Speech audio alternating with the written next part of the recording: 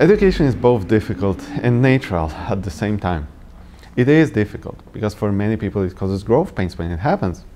It is not a very pleasant thing to be really educated. And yet at the same time all of us participate in the education system just like in any other process in our life. Now some of us get less education, some of us get more of it, and among those who got more, some go even further. They decide that educating others is actually something that they want to be doing in their life. We can say that they feel a vocation to become teachers and that they dedicate their life to teaching other people. As far as education is concerned, however, quality is an issue. It's not very clear which education is better and which is worse. We sort of agree that different forms of education exist and some are better, some are worse, but we do not really agree among ourselves as educators about which are better and which are worse. The problem is both of philosophical nature and relates to measurement. If we don't really agree what better means, we cannot really move forward with the education. And this problem is a very important one, because there is a very short period of time between when we enter higher education and the time we come and when we have to leave it. And we need to focus on what really serves us best during those few transformative years of our life, when we are already released from certain levels of control, including parental control, but we are not yet exactly bored and tired by what the regular adult life really is. And in the debates on what such a better type of education for those transformative years should be, some people have used the concept of liberal arts, liberal education, or liberal arts and sciences education. The liberal arts tradition stems from a very old thought that certain forms and certain types of education are better. And those people who believe so disagree why some are better and some are not. Some say because it helps us live an examined life. Others say this is because this is an education that focuses on the good, the true, and the beautiful. Others say no, it develops virtue for the benefit of community. This is the thing that matters. Others come to them and say they disagree completely. They say no, this is the liberal arts education is one that gives you personal fulfillment, or education that lets you sample and learn from different fields of knowledge so that you can grow into becoming a well-rounded individual. And still others believe that liberal arts education is only the one that provides a consistent social progress. So it is clear that people do not agree with each other on what liberal arts education means and why some forms of education are better or worse, but still they believe that it is important to talk about liberal or higher learning, and that this form of education is for the free citizens, or that it creates free citizens by liberating them from the social conditions and ignorance, or that this education is a special type of education that is simply not for everybody. And I find the last statement especially problematic, because if we say that liberal arts is not for everyone, that means that some people will probably want to have it, and they will not have it, and we are going to be okay with that. About 30 years ago in Europe, some people decided to re-import or reinvent liberal arts education for the late 20th century. They were thinking that this ideal, despite the problematic connotations, can still deliver something of value for both the post-communist societies and for the Western societies. And this, for me, was a very peculiar development, because around that same time, in the US, some people were claiming that liberal arts is actually in crisis.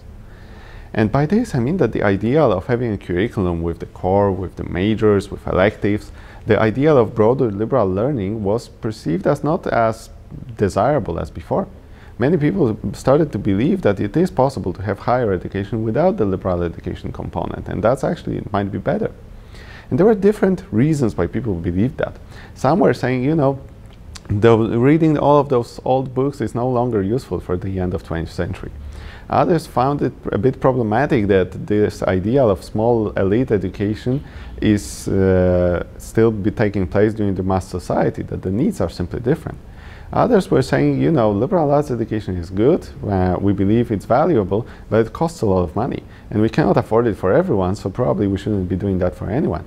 That we should rather focus on some more feasible alternatives for education for a democratic society. And to me, this is why it is so interesting that when those types of debates were happening in the US, some people in Europe were using the magical phrase liberal arts education to create something new. In Europe, under the name of liberal arts education, people meant doing something different, broader, more selective than what higher education used to be before. Back then, and honestly still today, Many people in Europe were just studying in increasingly narrow professional degrees, becoming fairly well versed in some narrow area of training, and knowing very little, if anything at all, about everything else. And the interesting thing is that for most people it's not a problem. It's not perceived as a problem for the higher education as a system. Around that time, there was also a push to make education much more broadly accessible, both in terms of content but also in terms of formats. That led to a situation in which the formats that require more intellectual stimulation or that challenge the students to overcome their limitations were perceived as less and less desirable. Also because the student was perceived as a consumer, and that means delivering to the already existing needs of the consumer rather than questioning what they really want, what they need, what the desires are, and the latter was what liberal arts education used to achieve in the past. Myself, I was one of the people who entered the liberal arts program back in Poland. It was a new program. We didn't really know what we were doing back then. And we were told that we are part of some kind of a larger movement, that there are programs like this all over Europe. We felt that we are doing something new, that it is, kind of really exciting, but we weren't exactly sure what was that thing that we were doing. Everyone was telling us that this is a real education, this is education worthy of your time, that if you go somewhere else you're going to be bored, you're going to spend time doing stuff that doesn't really matter. And I think that back at the time we were thinking that we are part of a true higher education and everything else is not the type of higher education we hoped to get back from high school. And later during my studies I decided that liberal arts education is something that I would like to do research on because it's very interesting. There are a lot of fascinating ideas and a lot of totally confusing ideas, and it's not clear how they come together. In my research, I met with 8 of the first leaders that started liberal arts education in 8 European countries, and I asked them what that you really wanted to achieve. What was the idea? How would you explain what you really did in your life as an educator? And what I discovered during that time is that they did not really agree on what liberal arts education is, what they want to get from education by using the name liberal arts education. They seem to have agreed on something that they did not like, and they wanted to create some kind of an alternative, a pan-European counter-movement to fight with certain illnesses of higher education. Maybe not only limited to European higher education, to be true. Some of those illnesses that higher education systems suffer from were the disintegration of knowledge, with the departments that are completely isolated from each other and professors not knowing what other professors are doing.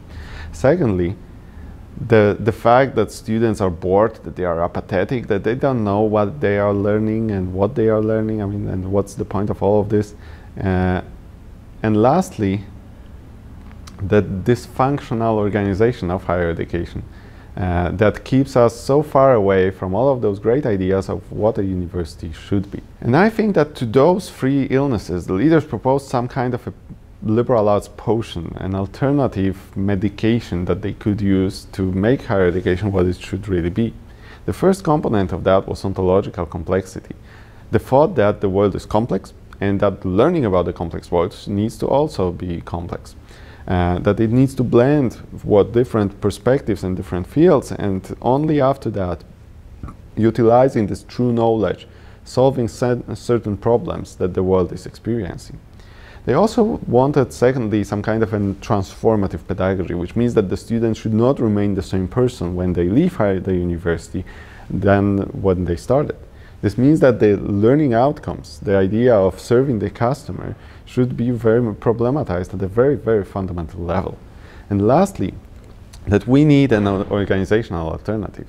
That even if we had all of those nice dreams about what liberal education should be, if we don't touch the reward structure, we will never, if we don't touch the basic design of higher education, we will never achieve anything. So we need to be sure to change the ways higher education is organized so that those dreams can actually take place. And now, inspired by those leaders and the conversations with people from all around the world, we have decided here at the School of Advanced Studies to think about how to create those types of leaders, how to create people who are ready to experiment with the essence of what higher education is. I, I got this idea from talking to those European leaders who were working on liberal arts education institutions. They designed them, but they never really attended liberal arts institutions themselves. They were trying to solve certain local problems and certain larger problems, deliver new models that we believe can be beneficial, not because they are perfect, but because they push us to rethink what higher education should be. And now, we have understood that there is something like an experimental mindset that those types of leaders have shared, that this experimental mindset can even be trained. And this is possible for us. We believe that it's possible to create a program for higher education that helps people not just to learn how to adjust to what higher education already is and accommodate, but to really question the very assumptions of what higher education should be and push yourself and others forward to create alternatives. All of this means that we can look at various liberal arts education institutions, yes, but we are not looking at them through rose-tinted glasses, because we understand that the model itself is not ideal. We understand that for the last 2 centuries, the model of liberal arts education did not create something fundamentally different, and maybe it's time to overcome it. So copying what already exists is never going to be enough for us here in Russia or elsewhere. There will always be limitations that are inherent to the liberal arts education model. The question for us is how can we move forward from here? Because as with any experiment in higher education, we know that the result is going to be unpredictable. But as an experiment, it's also going to produce some measurable result. We can know whether something works or not. We know whom to ask, we know how to see whether that could work potentially maybe under some other conditions. And doing something right in education means that we need to redefine what the person is and redefine what larger group of people is. We need to actualize them to the new conditions. And this is how we can measure it. This brings me to the point that higher education is in some sense paradoxical. It can be better or worse, but we will most likely never agree what better or worse really means here. It is measurable, but we don't agree on how to measure that precisely.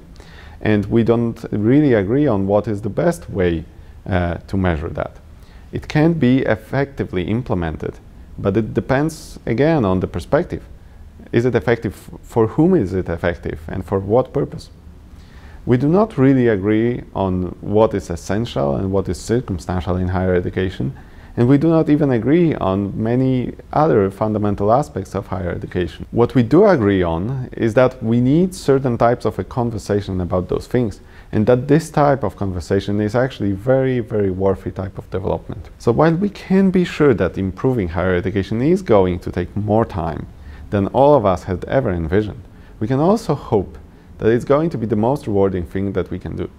Because educators are givers, and they give all the time. And you can see that in liberal arts education being largely invisible. You probably don't even realize that this is happening when it's happening. You might not understand what's happening to you. You might have some questions whether that's worth it or not, but other people cannot be fooled. They will notice the look in your eyes when you finally understand something. And at a certain point of your life, you will realize that something really great had happened to you before, that it made you the person that you are now. And that realization, I believe, is what is really worth calling a liberal arts education, which is the only education that at the end of the day is really worthy of your time.